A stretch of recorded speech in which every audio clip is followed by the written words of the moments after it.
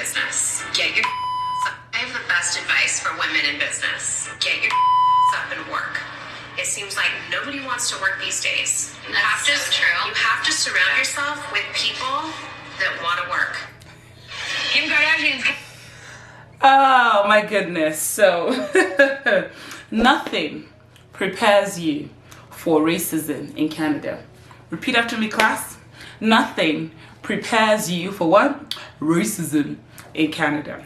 And so I just watched this video where Kim Kardashian was saying nobody wants to work this day. Obviously, she's gotten a lot of, backlash from being so up in her Kardashian. And it got me thinking. I was going through my journal this past week and I saw, just some scenarios that have happened to me in Canada. And I was talking to a friend and my friend is like, listen, Janey, you've actually been in a lot of organizations. You've worked in 7 workplaces. Yes. And you've done like 3 education in Canada. I've visited 7 provinces. How do you navigate friendships and work relationships with white people and pretty much non-black people? So I just want to give you guys the gist. This is more like a chit chat story time. And ideally, like, the purpose of this video really is if you have situations where like, is it me? That you can, reflect on this video and be like, you know what, you're not alone, one, but also give you some tips on how to navigate this spaces, this wild streets. And I usually stay away from talking about my opinion, but at this point, I don't care. I'm thinking about my sisters and my brothers who actually need some support. Story time, let's go, settle in. First of all, you will need yourself a healthy beverage. Cheers.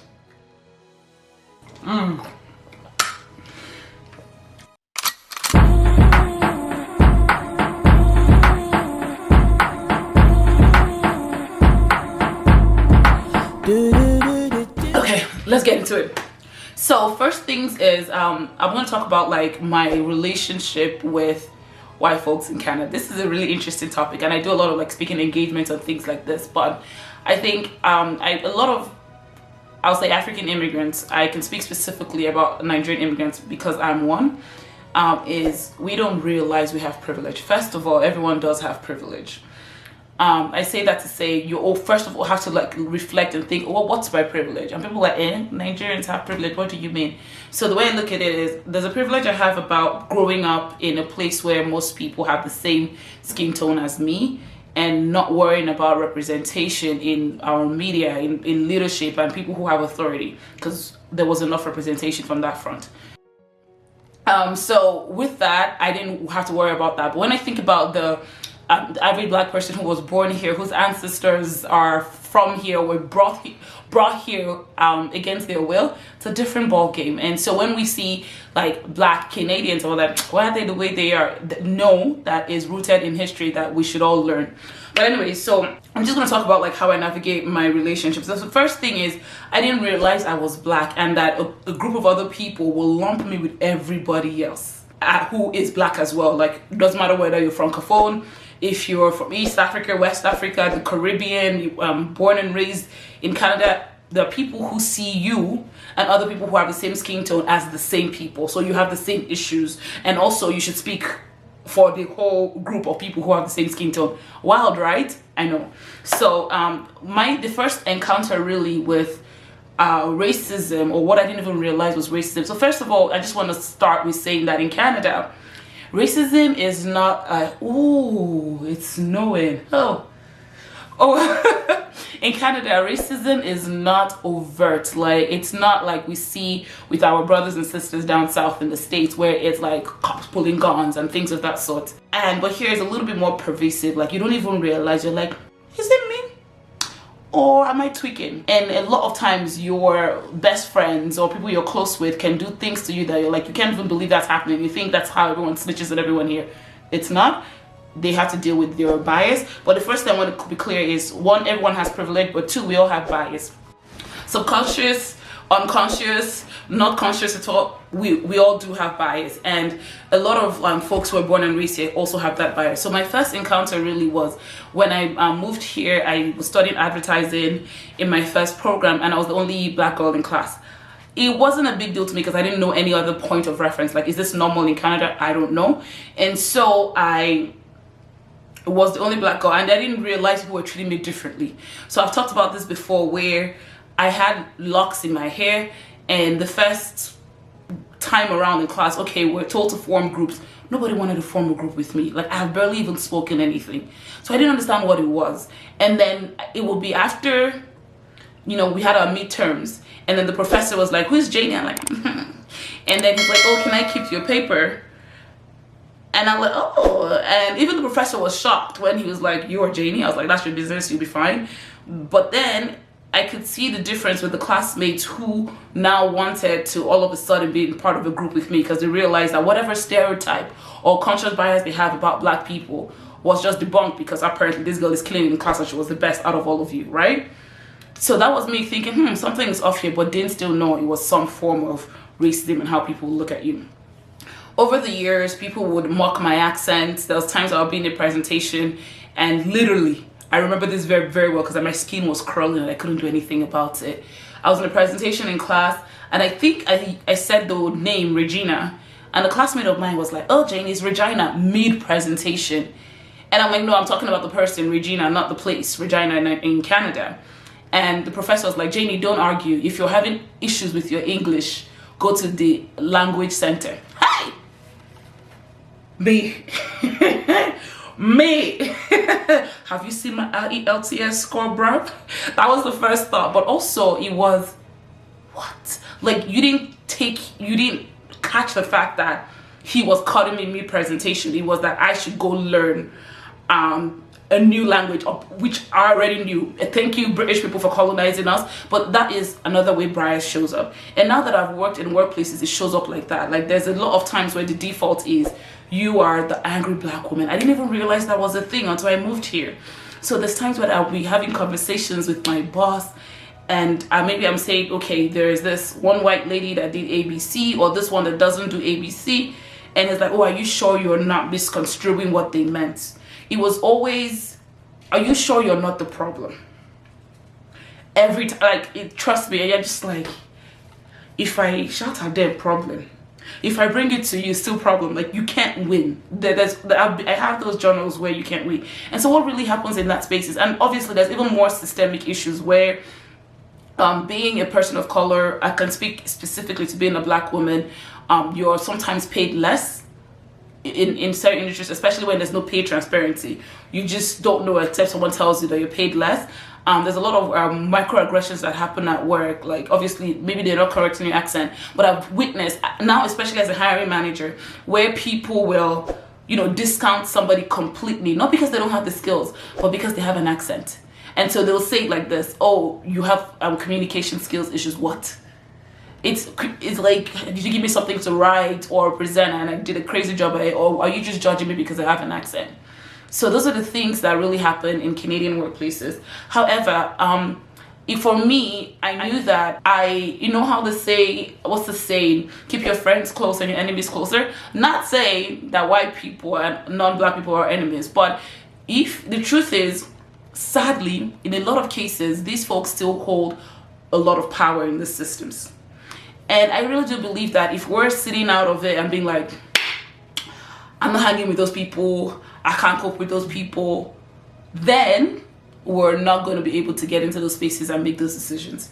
But I also have to say, not everyone is terrible or racist. There are really good people, allies, advocates, who are taking the work to unlearn their own bias and get comfortable with other communities. And those are the people you want to identify. So when I started schooling, it was really tough. Like, I knew though that, yes, I didn't have that Nigerian community at first. I wasn't looking for it, right?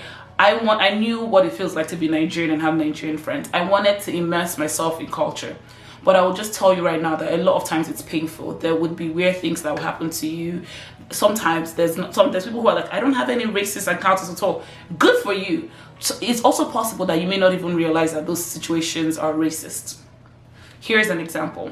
So when I moved to Kingston for my master's, I would have like random people who would literally just meet me on day one, all up in my brains, like, oh my God, and like, how did you get this done? How long did it take you? Wow, is it so long? And I'm being like, oh, okay, they're just curious. I'm like telling them, answering questions.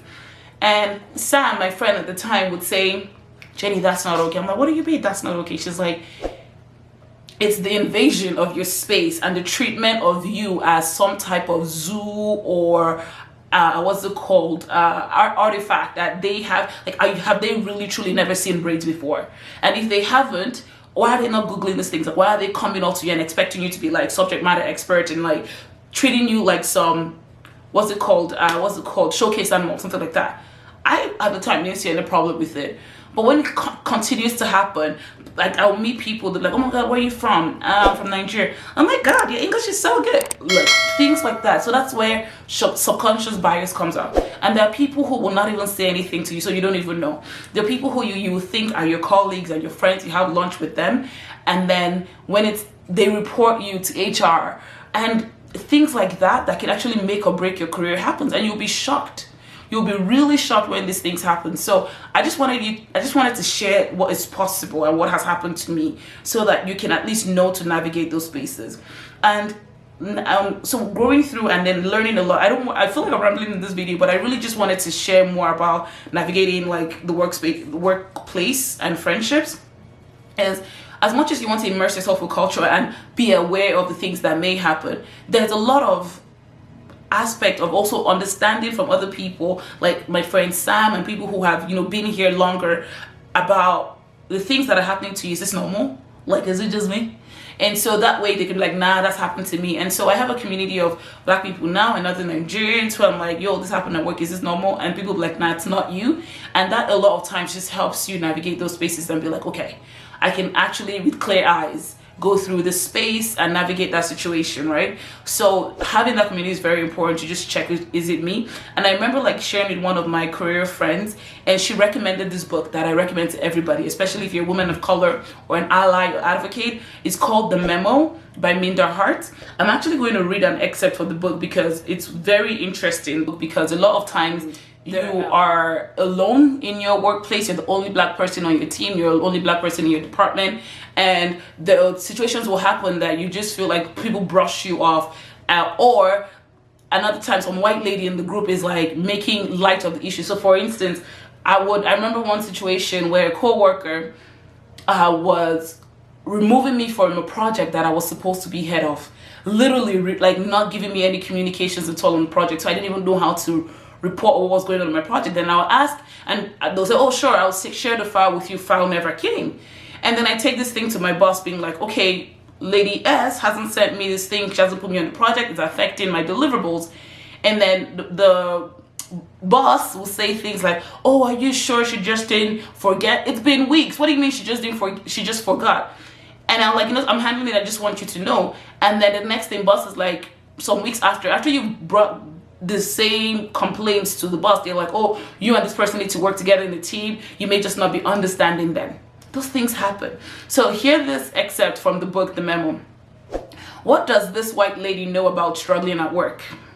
She wrote a career book from a place of privilege, and she already had a seat at the table, so leaning in was easier. So this is her talking about the lean in book, about how women should navigate their careers.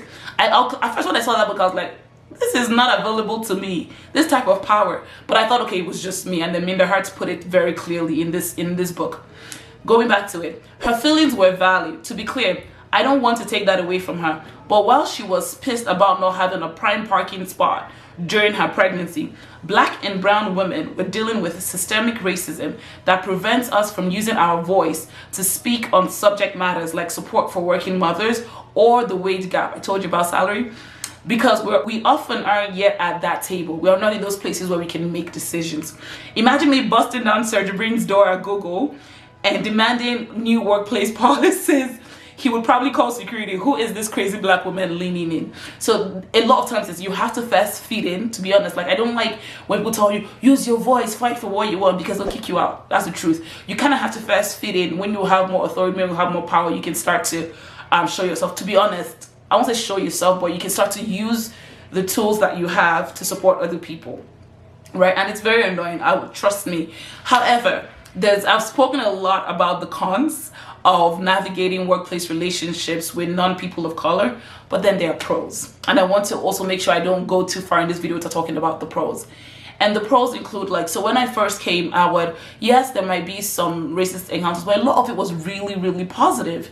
There were people who were so excited about learning about my culture, trying my food, and me doing the same for them and their culture, that it opened my eyes so much to other cultures in the world. Like, I had a Hungarian friend, Pakistani friend, a Sri Lankan friend, an Indian friend, and Canadians who would invite me up to their cottage, and I would really think it's like Get Out, or yeah, they're gonna probably kill me, but it's fine, at least I got a new adventure. I would do things like tobogganing, like sledding, skating. I'll learn how to skate, things that otherwise, if I had just stayed in my community, in my comfort zone, I would never have been exposed to. So I would go hiking. Oh my goodness. And one time I went hiking to God knows where else. The whole time I was thinking, my Nigerian mother is going to be like, Janey, you want to kill yourself. Small Canada that I sent you, and now you're going to die. Like, literally, I'll just think those voices, but know that it's something I have to immerse myself in. My mentor, one of my very great mentors, is a white woman who has taught me a lot about negotiating value. Because the truth is, because a lot of us are all underpaid, if we're only staying in our community and asking how much you pay, we'll be getting the same. For instance, say for this role they pay 70K to black women, and white women are making 95. I'm making all of this up, just instance. And then you only talk to the black women, all they'll tell you is 75. But if you talk to somebody else who is out of that community, who also has privilege that they want to share with you, then you will find out more about how you can grow in your career. Okay, I feel like I'm like story times, gist type videos, and just like sharing videos are always tough for me because I could talk about this stuff all day. But I wanted to say, just let you know that everyone has privilege. We just need to think about how we can use ours to serve other people. And I really believe in the fact that what you give is what you get. So when you're doing that, people are going to use their privilege to help you. Unconscious bias, all of that stuff really exists in Canada. It's not overt, so you may not know it's happening. And if you're not sure, let me know, like, hey, in the comments, hey Jenny, this happened, what do you think? Let's actually have a conversation about this. And you definitely need to check out that book, The Memo by Minda Hart. It will help you. Most importantly, you need to go into these workplaces and set your boundaries. And workplaces set your boundaries, and even in your friendships. If people are touching your hair unnecessarily, you have to say it's okay. It's not okay. You don't like that. And let them teach people how to treat you. At work, there's a tendency generally to give women the office chores, especially women of color. Like, in a meeting, you're the one bringing all the water. Even when you have big titles and positions, I've seen and heard that happen. Minda Hart even talks about it in this video.